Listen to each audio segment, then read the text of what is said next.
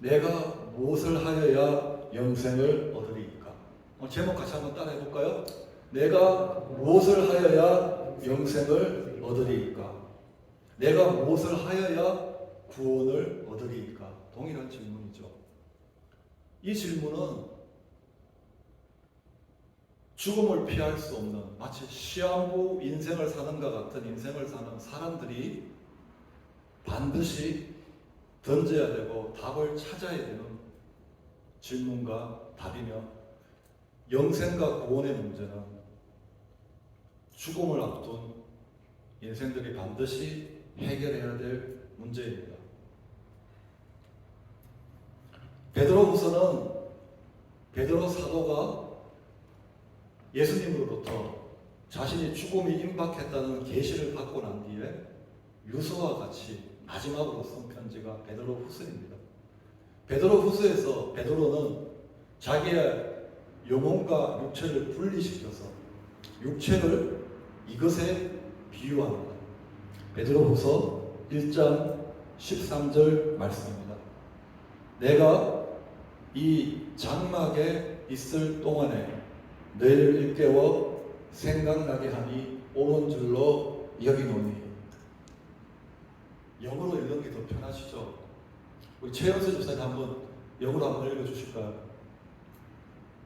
I think it is right to refresh your memory as long as I live in the heart tent. of this body. 예. 사도 베드로는 I live in the tent of this body. I와 body를 분리해서 말하고 있습니다. 자신의 육체를 텐트에 비유하고 있습니다. 한국말로는 장막이라고 번역되어 있죠.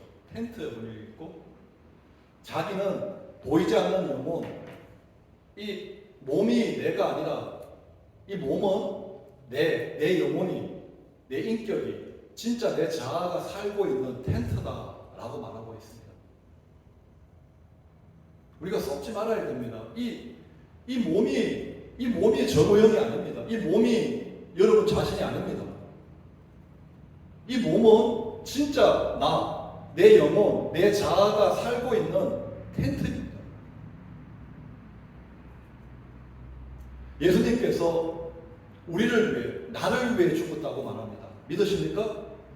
아멘? 예수님께서 나를 위해 죽으셨기에 구원이 있는 것입니다. 예수님께서 나를 위해 죽으셨다 할 때 그 나는 이 텐트가 아니라는 거죠. 그렇죠? 예.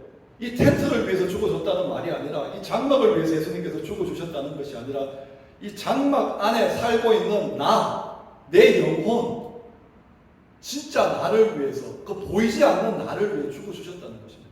보이는 이 육체는 내가 아니라 내가 살고 있는, 내 영혼이 살고 있는 텐트라는 사실을 우리는 잊지 말아야 됩니다. 이것이 나와 이 텐트를 분리시켜서 지금 사도 베드로처럼 우리는 생각해야 됩니다.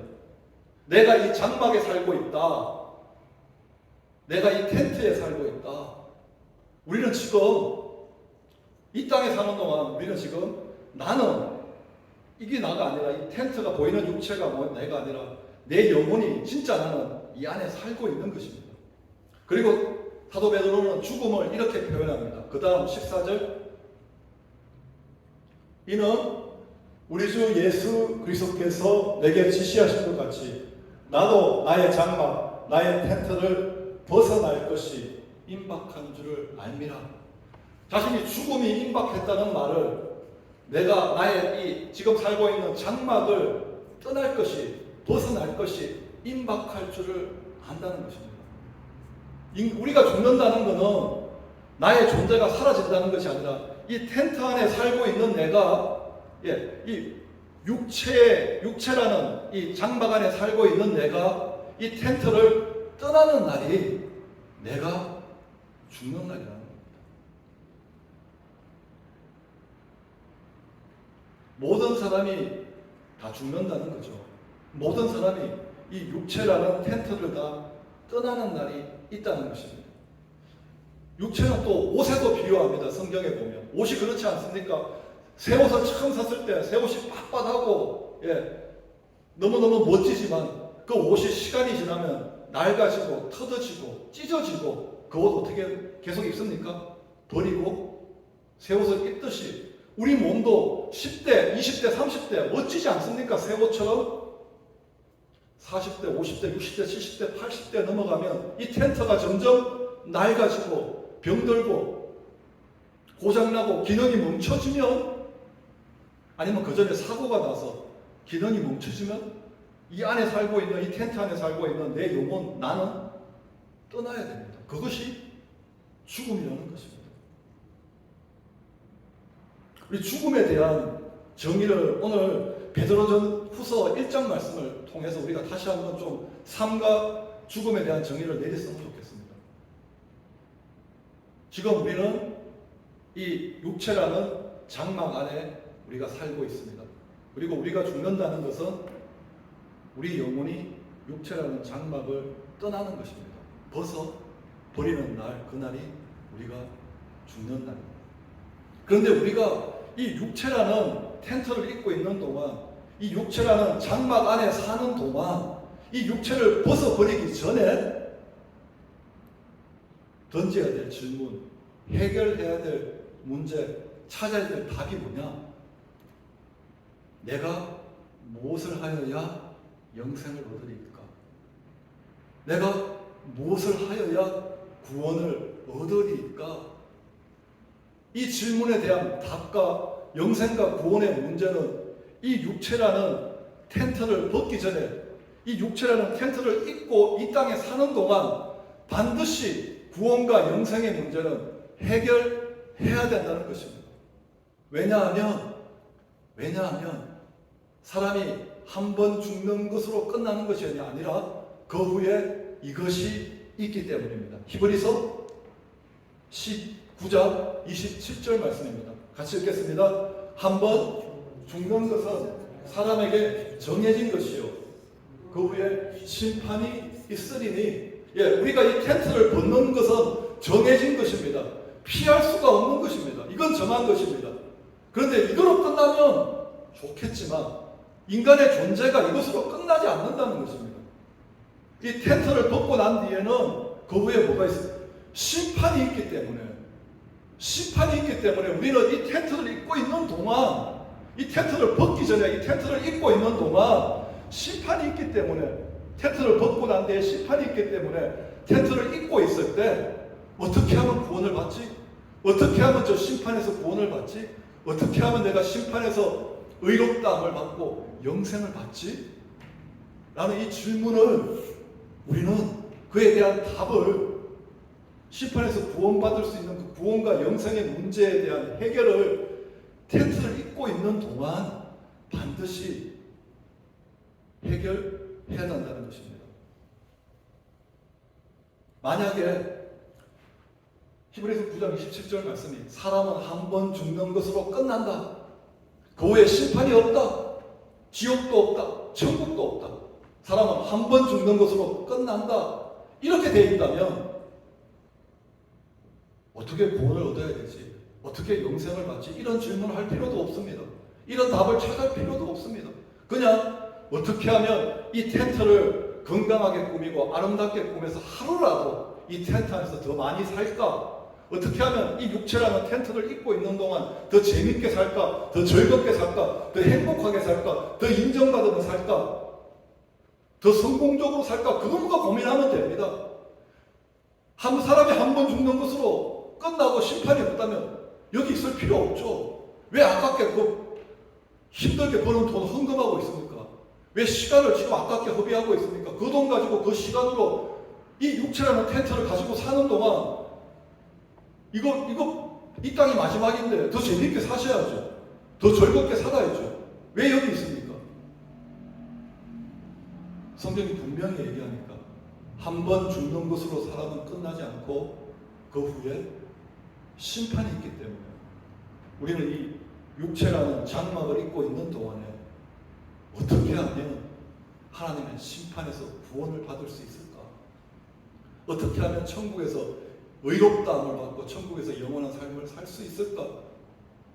이것이 우리가 이 육체를 입고 있는 동안 가장 중요한 질문이고 반드시 찾아야 될 답이고 반드시 해결해야 될 문제인 줄 믿으시기를 예수 그리스도의 이름으로 축원합니다.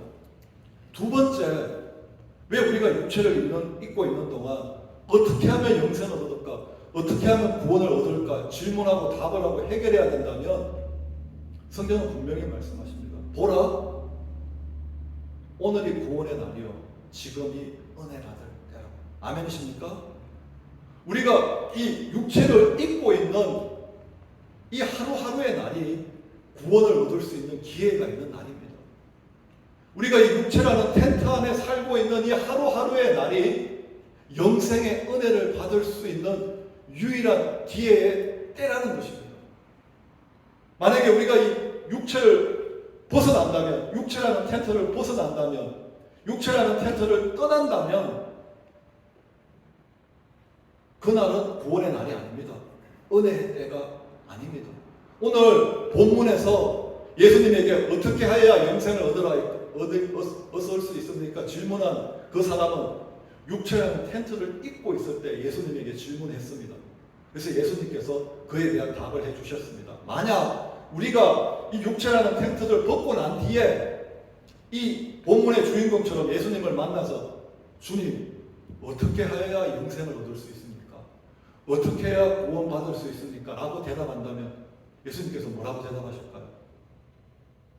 구원의 날은 끝났다. 영생을 받을 수 있는 은혜의 때는 지나갔다. 모든 기회는 사라졌다. 너는 육체를 입고 있고 사는 그때 너는 이 질문을 했어야 된다. 너무 질문의 때가 늦었다. 라고 대답할 것입니다. 어떻게 해야 영생을 얻을 수 있을까? 어떻게 해야 구원받을 수 있을까? 이거는 육체를 벗고 난 뒤에 해서는 절대로 안 되는 질문입니다. 너무 늦었기 때문에. 오늘 우리가 육체라는 텐트를 입고 사는 동안에 반드시 던져야 될 질문이고 찾아야 될 답이고 해결해야 될 문제라는 것을 가슴에 새기시기를 예수 그리스도 이름으로 축원합니다. 우리가 육체를 입고 있는 사는 동안은 하나님께서 왜 이 시간을 우리에게 허락해 주셨는가 하면 육체를 더 건강하게 꾸미고 예쁘게 꾸미고 더 재미있게 살아가고 우리에게 이 시간을 허락하신 것이 아니라 육체를 가지고 있는 동안에 한 번 죽는 것은 사람에게 정한 것이요 그 후에 심판이 있고 그 심판에서 네가 의롭다함을 받지 못한다면 너의 영원한 삶은 지옥에서 고통받을 수밖에 없으니까 보라, 지금 육체를 입고 있는 이 날이 구원의 날이요 지금 이때가 영생을 얻을 은혜의 때니까 너는 전심으로 어떻게 하면 영생을 얻을까? 구원을 얻을까? 질문하는 답을 찾으면 육체를 입고 있는 동안에 반드시 이 문제를 해결하라고 주신 기회의 시간이 바로 우리의 육체를 입고 사는 이 시간인 줄 믿습니다. 어떻게 하여야 영생을 얻으라 할까? 이 질문에 예수님께서 하나님이 세상을 이처럼 사랑하사 독생자를 주셨으니 이는 저를 믿는 자마다 멸망치 않고 영생을 얻으리라. 혹은 주 예수를 믿어라. 그리하면 너와 내 집이 구원을 받으리라. 영생은 믿음으로 받는다. 나를 믿어라 라고 말씀하지 않고 마치 영생은 계명을 지킴으로 받는 것처럼 행함을 강조하십니다. 19절 20절 말씀 같이 읽겠습니다. 내가 계명을 안 하니 살인하지 말라, 간음하지 말라, 도둑질하지 말라, 거짓 증언하지 말라, 속여 빼앗지 말라, 내 부모를 공경하라 하였느니라. 영생을 어떻게 하여라는 질문에 믿음으로 영생을 얻는다. 나만 믿어라라고 말씀하신 것이 아니라 예수님은 계명을 말하니까 질문했던 사람이 자신 있게 대답합니다. 그가 여짜오되 선생님이요, 이것은 이 계명은 이 말씀은 내가 어려서부터 다 지켰나이다. 어떻게 된 것입니까? 영생은 믿음으로 얻는다는 것이 성경 신구약에 전체적으로 흐르는 맥락인데 무슨 되는 말씀입니까? 오직 의인은 믿음으로 말미암아 살리라. 영생은 분명히 믿음으로 얻을 수 있습니다. 그런데 예수님께서 이 말씀을 하시는 이유는 영생을 얻는 믿음의 특징, 영생을 얻는 믿음의 본질, 영생 얻기에 합당한 믿음은 어떤 믿음이야 하는지를 말씀하시기 위해서 계명에 대해서 이 사람에게 말씀하신 것입니다. 왜? 행함이 없는 믿음은 살아있는 믿음입니까? 죽은 믿음입니까? 행함이 없는 믿음은 죽은 믿음입니다. 죽은 믿음은 믿음이 아니고 죽은 믿음으로서는 영생을 얻을 수 없습니다. 영생을 얻기에 합당한 믿음은 계명을 지키는, 하나님의 말씀을 지키는 행함이 있는 살아있는 믿음이라는 영생 얻기에 합당한 믿음의 특징을 말하기 위해서 예수님께서 계명을 제시한 것입니다. 사도 바울처럼 십자가에 달려 죽은 그 나사렛 사람 예수를 나를 사랑하사 나를 위하여 자기 몸을 내어주신 천지를 창조하신 하나님의 아들로 믿을 때 그 믿음은 믿는 사람의 마음을 감동시켜서 죽게 받은 은혜를 내가 어떻게 갚을 수 있을까? 몸 받게 드릴 것으로서 이 몸 드립니다라고 자기의 몸을 하나님이 기뻐하시는 산전에서 내어드리며 말씀을 지키는 행함의 열매를 반드시 맺게 됩니다. 영생은 계명을 지킴으로 얻는 것이 아니라 영생은 믿음으로 얻지만 그 영생을 얻는 믿음의 특징은 뭐냐?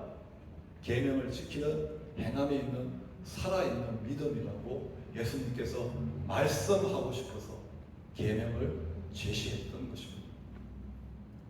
그런데 영생 없는 믿음에는 또 한 가지 특징이 있습니다. 그 다음 절 21절 22절 말씀입니다. 우리 같이 읽겠습니다. 예수께서 그를 보시고 사랑하사 이르시되 내게 아직도 한 가지 부족한 것이 있으니 가서 내게 있는 것을 다 팔아 가난한 자들에게 주라. 그리하면 하늘에서 보화가 내게 있으리라. 그리고 와서 나를 따르라 하시니 그 사람이 재물이 많은 고로 이 말씀으로 인하여 슬픈 기색을 띠며 근심하며 영생에서 떠나가니라. 성경을 읽어보면 예수님께서 나를 따르라고 했던 사람이 참 많습니다. 여기서 나를 따르라고 했죠. 베드로에게도 나를 따르라. 야고보와 요한에게도 나를 따르라. 마태에게도 나를 따르라고, 또 다른 무명의 제자들에게도 나를 따르라고 했는데 전 재산을 다 팔아서 가난한 주의 사람에게 주고 나를 따르라고 말한 사람은 유일하게 이 사람밖에 없습니다. 왜 예수님께서 이 사람에게 재물을 팔아서 가난한 자에게 주고 그리고 나를 따르라고 말씀하셨을까요?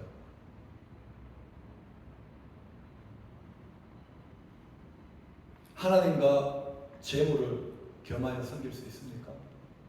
섬길 수 없습니다. 이 사람에게 재물은 그냥 재물이 아니라 이 질문한 사람의 우상이었습니다.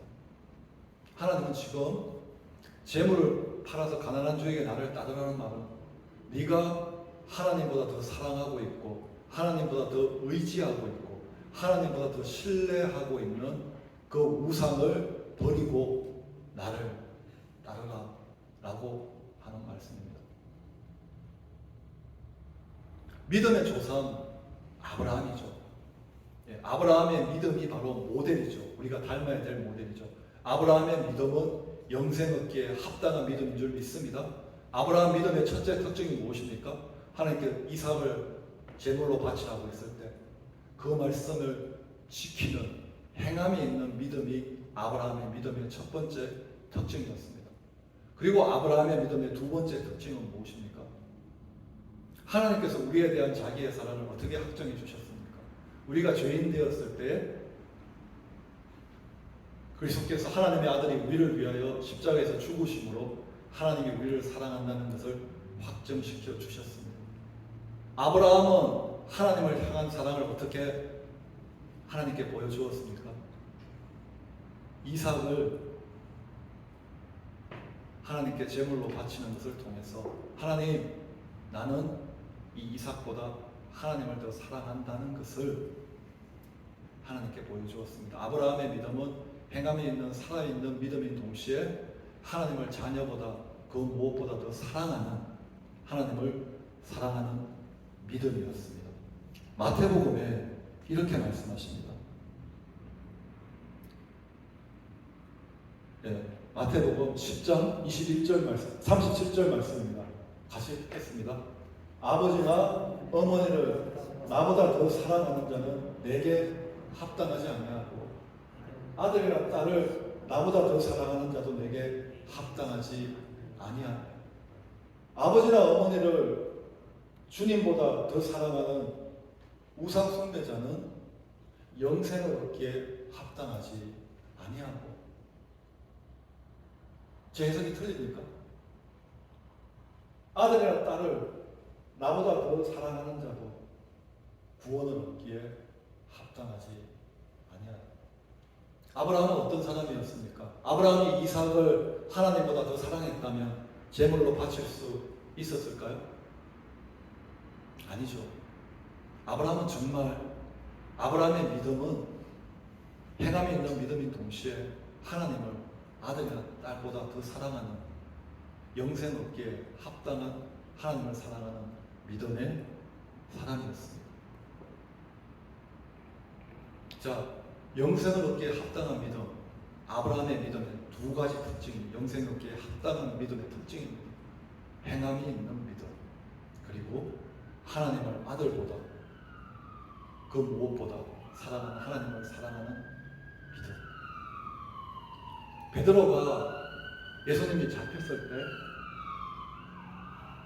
베드로가 예수님을 따라서 예수님이 신분받는 그 제사장의 뜰까지 찾아갔죠. 그때 여종이 베드로에게 너 예수님과 같이 있었지?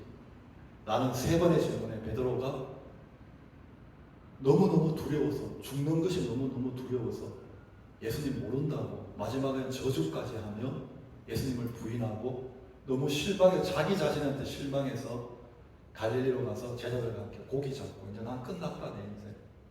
그렇게 고기 잡고 있을 때 예수님께서 베드로 찾아갔습니다. 3번의 질문을 하십니다. 어떤 질문 하시죠? 베드로야, 네가 이 사람들보다 나를 더 사랑하느냐? 베드로야, 네가 나를 믿느냐라고 질문하지 않았습니다. 베드로의 믿음이 어떤 믿음인가? 나를 사랑하는 믿음인가? 이 사람들보다 나를 가장 사랑하느냐? 네 자신보다 나를 더 사랑하느냐? 베드로의 사랑하는 믿음인가를 물어보셨습니다. 하나님께서 아브라함에게 이삭을 제물로 바치라는 말은 이런 말입니다. 네가 이삭보다 나를 더 사랑하느냐? 오늘 이 사람에게 제물을 버리고 나를 따라오라는 이 말은 동일한 질문입니다. 네가 가지고 있는 그 많은 제물보다, 그 제물이 너에게 주는 평안함과 안락함보다 나를 더 사랑하느냐? 베드로는 네가 나를 사랑하느냐는 그 질문에 어떻게 대답했죠? 베드로에게 다시 한번 순교할 수 있는 기회가 찾아왔을 때 그때 예수님 부인하지 않고 예수는 하나님의 아들이라 시인하면서 십자가에 순교함으로 예수님, 나는 내 생명보다 이 세상 그 무엇보다 예수님 사랑합니다라고 대답하며 하나님을 사랑하는 영생 얻기에 합당한 믿음을 보여주며 생을 마감했습니다. 아브라함에게 너는 이삭보다 나를 더 사랑하느냐는 질문에 아브라함은 이삭을 하나님께 제물로 바치는 그 모습을 통해서 하나님, 나는 이삭보다 하나님을 더 사랑합니다 라며 그의 믿음은 하나님의 사랑하는 믿음인 것을 보여주며 영생 얻기에 합당한 믿음의 소유자임을 보여주었습니다. 오늘 이 사람은 어떻습니까? 네가 이 재물보다 나를 더 사랑하는 질문에 어떻게 대답했습니까? 아니요, 나는 예수님보다 이 재물을 더 사랑합니다 라고 자신의 뜻을 예수님을 떠나가는 것으로 보여주었습니다. 이 사람에게 부족했던 것은 이거였습니다. 그의 믿음은 부족했습니다. 영생을 얻기에 부족했습니다. 나중에 이분이 영생을 믿었는지 안 믿는지는 천국에 가서 확인해 봐야겠지만 오늘 본문 말씀에 의하면 이 예수님에게 영생을 얻기 위해서 무엇을 하여야 할까 질문했던 이 사람에게는 아브라함에게 있었던 영생 얻기에 합당한 믿음, 예수님을 그 무엇보다 주님을 사랑하는 믿음이 없었습니다. 말씀을 정리하겠습니다. 영생은 믿음으로 얻습니다. 하지만 그 믿음은 행함에 없는 죽어 믿음이 아니라 하나님을 사랑하지 않는, 재물을 더 사랑하는 그런 우상 숭배자의 믿음이 아니라 영생 얻기에 합당한 믿음은 하나님의 계명을 지키는 행함이 있는 믿음이요, 하나님을 아들이나 딸이나 재물보다 더 사랑하는, 하나님을 그 무엇보다 사랑하는 믿음인 줄 믿습니다. 우리가 이 육체를 입고 살고 있는 동안, 이 구원의 날 은혜의 때에 살고 있는 동안 내 믿음이 영생을 얻기에 합당한 믿음인가? 바울이 말했지 않습니까? 시험하고 확정해라.